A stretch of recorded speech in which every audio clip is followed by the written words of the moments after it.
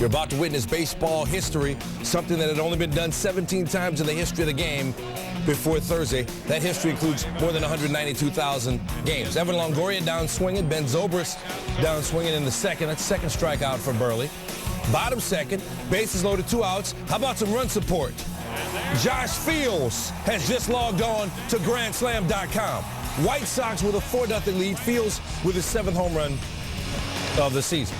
Top 6 now. White Sox up 5-0. Buehrle throws a third ball to Jason Bartlett. He only got to 5 3-ball counts, but then he would handle Bartlett. Strike right down the middle. Next pitch, strike 2.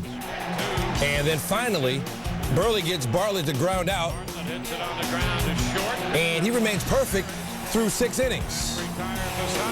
So we go top 7 now. White Sox up 5-0 still. B.J. Upton over the shortstop. That's not going to be a problem. 1 away in the 7th. Next batter is Carl Crawford. Crawford can't get it out of the infield. 2 away in the 7th. Next batter is Evan Longoria. He can be dangerous. Didn't get all of it.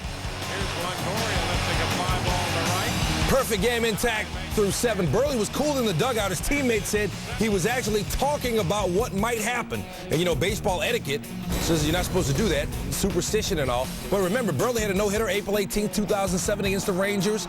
Gerald Laird over to third to complete Buehrle's no-hitter. Ozzie Guillen was his manager then. Ozzie Guillen is manager on Thursday as well. So experience allowed Buehrle to embrace the moment the way Ozzie embraced him. So back to Thursday now. Top 8, Carlos Pena. May I help you? No thanks, I'm just looking. Next batter is Ben Zobrist. Zobrist, foul ball. Buehrle's teammates doing everything they can to help him out. Gordon Beckham will make the catch there. Next batter is Pat Buehrle. Watch this one. Down the line, just foul. The third base umpire, Laz Diaz, calls it foul. You know, they say baseball's a game of inches. That's a cliche, but it's a cliche because it's true. Look how close that was to being a fair ball. But Diaz on top of it and calls it a foul ball. Later in the at-bat, Buehrle lines out, and that will end the 8th. Buehrle taking the field for the 9th. You wonder what his emotions are. He's trying to complete a perfect game. Dwayne Wise checks into the game as a defensive replacement in center field. First batter he faces Gabe Kapler in the 9th. That's well hit. Looks like a home run.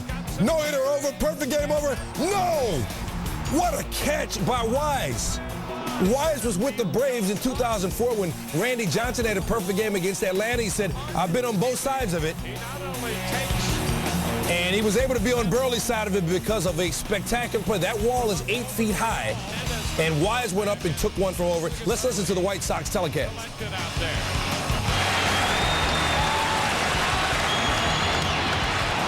That ball hit deep into left center field. Wise back,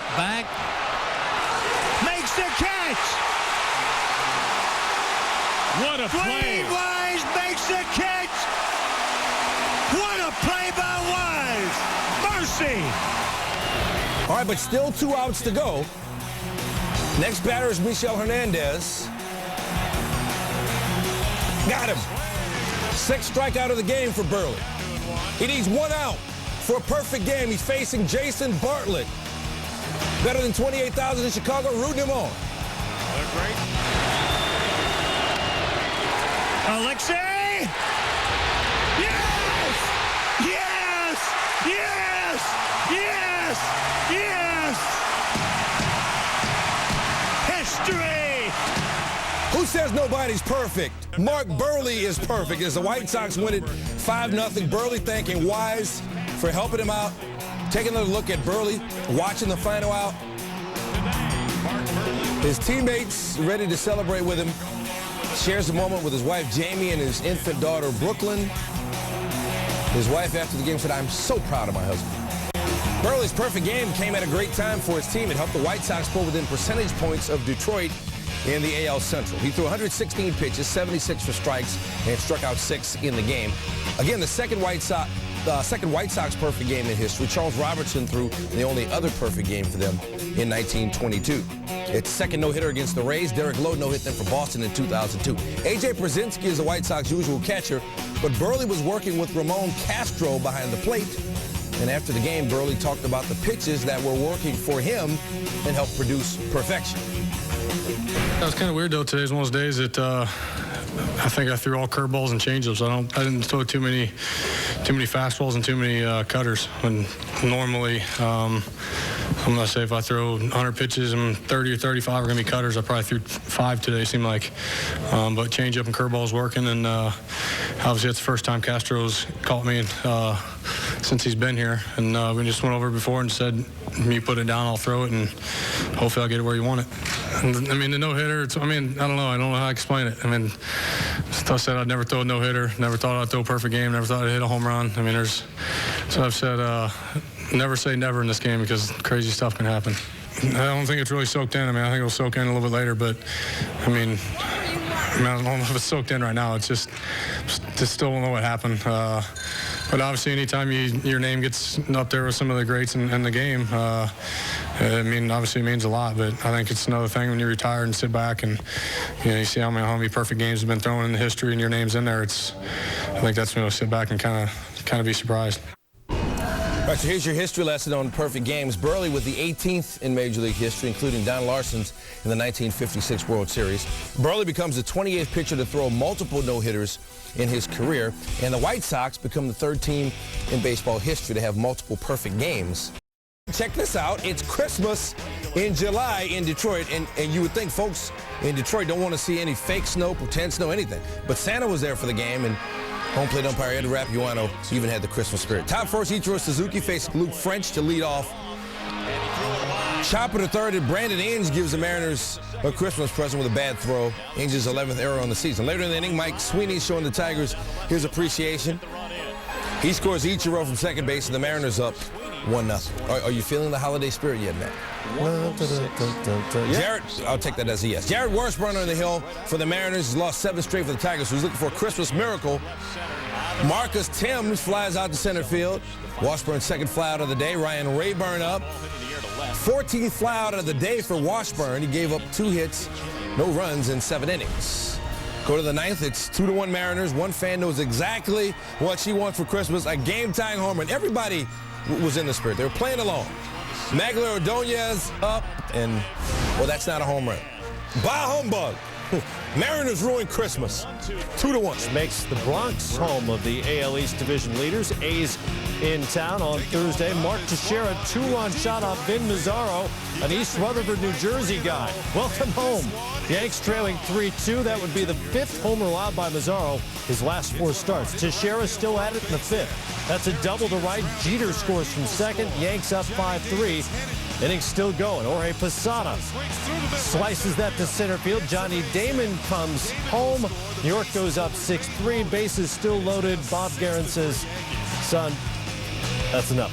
Mazzaro's homecoming did not go well. 6 earned in 4 1/3. Nomar Garciaparra on the ground ball to second. Robinson Cano makes the play. CC Sabathia gets the win. He's 10-6. You see, the Angels have been doing their thing coming from behind. Bottom 9, Angels trailing 5-3, 1-on, 1-out. Joe Nathan hits Mike Napoli with a pitch, and there's a primetime primate. Rally Monkey wants to see his team get some things done. Gary Matthews Jr., base hit. Bobby Abreu scores. Angels trailing 5-4. Next batter is Howie Kendrick. Sharply hit. Nathan deflects it with his glove, but the ball bounces off second base. Everybody save. Mike Napoli scores. Game tied at 5. Bottom 10, 2-on, 2 outs. Napoli. That'll bring home Sean Figgins, and it is time to bounce in Anaheim. Colleen from the OC wanted me to point out that's the second walk-off hit of Napoli's career. Angels, first time they led the whole game, they win 6-5. All right, that brings us to SportsCenter's top plays. Number 10, Mariners and Tigers. Rob Johnson with a liner up the middle. Placido Polanco, right place, right time, makes the catch. And sometimes, right place, right time will get you on SportsCenter's top plays. Only at number 10. Well, and at number 9, same game. Magler Ordonez, fly ball to right center field. Ryan Langerhans. Mariners win it 2-1. Just to show you that the Top Plays cameras are everywhere, this is the Cape Cod League All-Star Game at Fenway Park. Jed Jerko with a fly ball. Todd Cunningham misplays it, recovers it, and then makes the off-balance catch. Wasn't exactly graceful there, but whatever works. I think it was the different uniforms that threw them off. From the Canadian Football League, Tiger Cats Alouettes, Anthony Calvillo finds Jamel Richardson, who goes all Dwayne Wise and bobbles it, but holds on for the TD.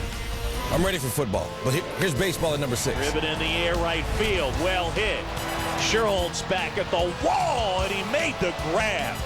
What a catch, banging into the fence, and may have stolen a homer from Ryan Church. Indeed. Number 5, USA Honduras. Brian Ching backheels it to Stuart Holden. Holden to Kenny Cooper for the easiest goal he'll ever score. The red, white, and blue advances to the Gold Cup final with a 2-0 win. You know what? These are all great plays, but we're just all waiting for Dwayne Wise again. Yeah. Number 4, Pirates and Diamondbacks. Josh Whitesell, a little blooper. Great diving catch by Delwyn Young. And again, every play you see, you're like, that wasn't as good as Wise. Saw the good one. Number 3, Rays White Sox. Oh, this could, no, maybe not. Jermaine Dye pops up to shallow right. Great diving catch by Gabe Kapler, who will return later in Top Plays. As a matter of fact, right now, number 2, Rays and White Sox again. More from Kapler. Jason Nix pops one up. And Kapler flies in from out of nowhere to make the diving catch between 2 of his teammates. I guess he called him off and said, guys, I got to make Top Plays. Do you mind? So he was on the right end of 2 and the long end of number 1. Duh, as in Dwayne. Deep into left center field. Wise back. Makes the catch. What a play. Dwayne Wise makes the catch. What a play by Wise. Mercy. What are you, a Wise guy? Mark Buehrle certainly appreciates the effort.